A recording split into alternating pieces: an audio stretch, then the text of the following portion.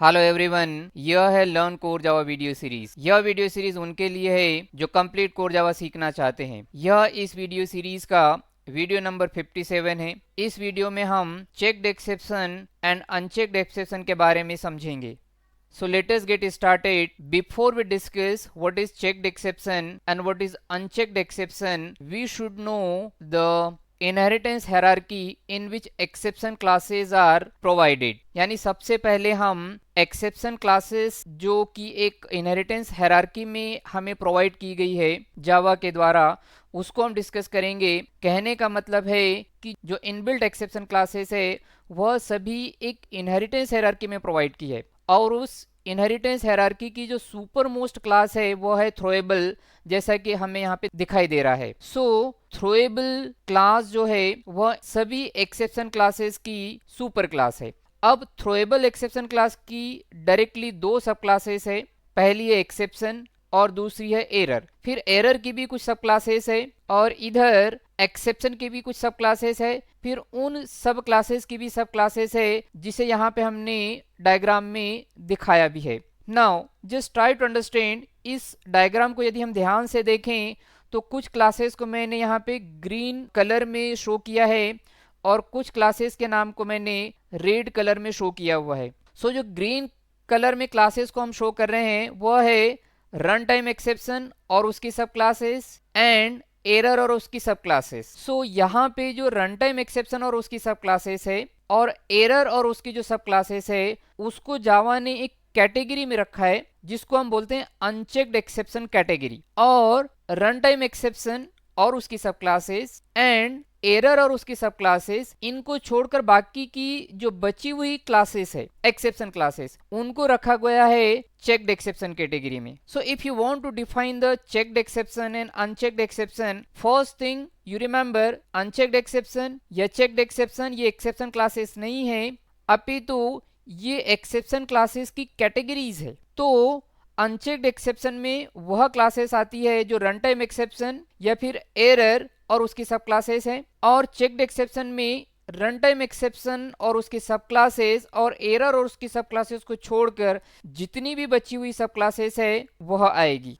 Now we will discuss the unchecked exception and checked exception one by one. So very first discuss the unchecked exception. So as we defined earlier, runtime exception and its subclasses, error and its subclasses are known as unchecked exception. Now one more important thing about the unchecked exception, and that is unchecked exceptions are the exceptions that are not checked whether it is handled or not at compile time। यह unchecked exception के बारे में महत्वपूर्ण बात है, और वह है कि अनचेक्ड एक्सेप्शंस ऐसे एक्सेप्शंस होते हैं जिन्हें प्रोग्रामर ने हैंडल किया है या नहीं इसकी चेकिंग कंपाइलर नहीं करता है और प्रोग्राम को कंपाइल कर देता है। It means it is not necessary to handle the unchecked exception by providing try catch. कहने का मतलब है अनचेक्ड एक्सेप्शन को हैंडल करना कंपलसरी नहीं है, यह डेवलपर है जो डिसाइड करेगा कि उसको अनचेक्ड एक्सेप्शन को हैंडल करना है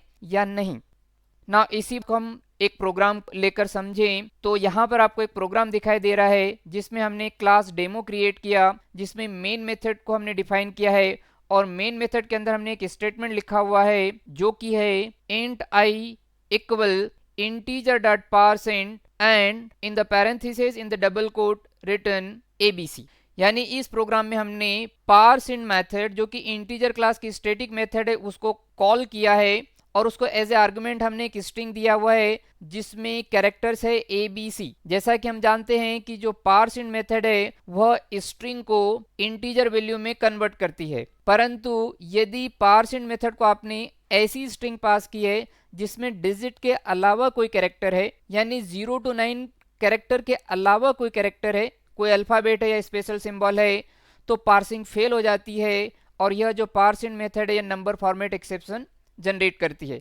सो यहाँ पे हमने ABC कैरेक्टर्स दिए हैं। ऑब्वियसली इस प्रोग्राम को जब रन किया जाएगा तब नंबर फॉर्मेट एक्सेप्शन जनरेट होगा, किंतु यहाँ पे डिस्कशन का पॉइंट ये नहीं है कि रन टाइम पे एक्सेप्शन जनरेट होगा या नहीं। यहाँ पे डिस्कशन का पॉइंट ये है कि क्या यह प्रोग्राम कंपाइल होगा, and since number format exception belong to unchecked exception category. जो नंबर फॉर्मेट एक्सेप्शन है वह अनचेक्ड एक्सेप्शन कैटेगरी को बिलोंग करता है। तो फिर जैसा हम जानते हैं कि यदि हमारे प्रोग्राम में अनचेक्ड एक्सेप्शन की पॉसिबिलिटी है तो फिर कंपाइलर उसको हैंडल करने के लिए हमें मजबूर नहीं करेगा, यानी कंपाइलर यह चेक नहीं करेगा कि आपने इसको ट्राई केस देकर हैंडल किया है या नहीं, अपितु इसकी चेकिंग किए बगैर ही प्रोग्राम को कंपाइल कर देगा। जब इस प्रोग्राम को हम कंपाइल करेंगे by giving the javac command like written over here javac demo.java, then हमारा प्रोग्राम कंपाइल हो गया। ओके हालांकि रन टाइम पे क्या होगा, एक डिफरेंट पॉइंट है। इस केस में सिंस हमने एबीसी स्ट्रिंग दिया हुआ है जिसकी पार्सिंग पॉसिबल नहीं है, तो यहाँ पे नंबर फॉर्मेट एक्सेप्शन जनरेट होगा।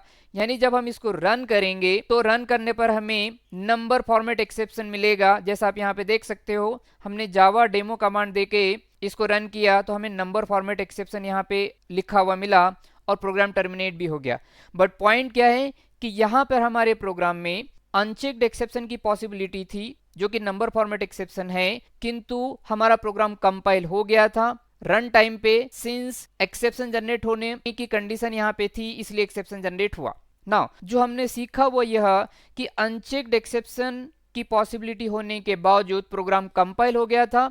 रन टाइम पे तो डिपेंड करता है कि एक्सेप्शन जनरेट होगा या नहीं। Now next we will discuss about the checked exception. So as we defined the checked exception earlier, except runtime exception and its subclasses and error and its subclasses, all the other exception classes are known as checked exception. Now the important thing about the checked exception is checked exceptions are the exceptions that are checked that it is handled or not at compile time. ये महत्वपूर्ण बात है, वह यह कि checked exception वह exception होते हैं जिन्हें कंपाइलर चेक करेगा कि उनको हैंडल किया है या नहीं। यदि हैंडल किया है तो ही प्रोग्राम कंपाइल होगा और यदि हैंडल नहीं किया है तो प्रोग्राम कंपाइल नहीं होगा।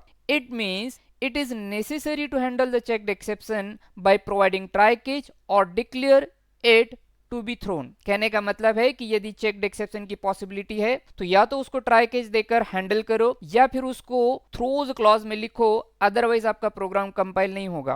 कैसे, इसे भी हम एक प्रोग्राम के थ्रू समझने की कोशिश करें तो उसके लिए यहाँ पे आप एक प्रोग्राम देख सकते हो जिसमें हमने क्लास डेमो क्रिएट किया है और उसमें मेन मेथड को डिफाइन किया और मेन मेथड के अंदर मैंने एक स्टेटमेंट लिखा हुआ है int I equal system dot in dot read. यह जो रीड मेथड है यह कीबोर्ड से जो भी एक कैरेक्टर हम एंटर करेंगे उसको रीड करने के काम में आती है। परंतु जो रीड मेथड है just like parseInt method, read method भी एक एक्सेप्शन थ्रो करती है और वह एक्सेप्शन है आईओ एक्सेप्शन। और जो आईओ एक्सेप्शन है वह चेक्ड एक्सेप्शन कैटेगरी को बिलोंग करता है। सिंस अब इस प्रोग्राम में चेक्ड एक्सेप्शन की पॉसिबिलिटी है तो जब इस प्रोग्राम को हम कंपाइल करने जाएंगे तो कंपाइलर चेक करेगा कि इसको हैंडल किया या नहीं, और यदि नहीं किया है तो हमारा प्रोग्राम कंपाइल नहीं होगा।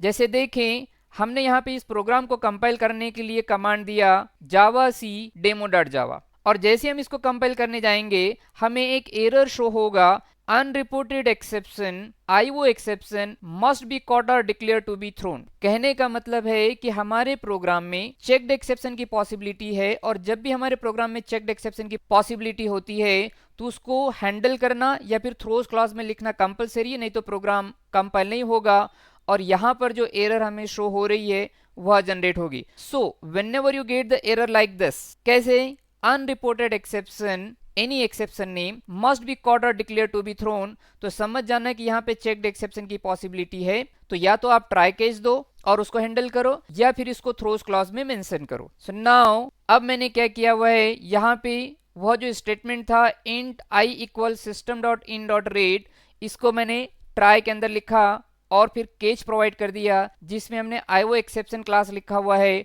और फिर यहाँ पे एक हैंडलिंग मैसेज भी प्रोवाइड कर दिया। अब यदि हम इस प्रोग्राम को कंपाइल करेंगे जावा सी कमांड देकर तो बराबर प्रोग्राम कंपाइल हो जाएगा। जैसे आप यहाँ दे सकते हो प्रोग्राम कंपाइल हो गया और कंपाइल होने के बाद में यदि आप इसको रन करोगे जावा कमांड देके, जैसे यहाँ पे लिखा हुआ है जावा डेमो, तो प्रोग्राम एक कैरेक्टर को रीड करेगा and then obviously there is no more statement, so program अपना कंप्लीट हो जाएगा।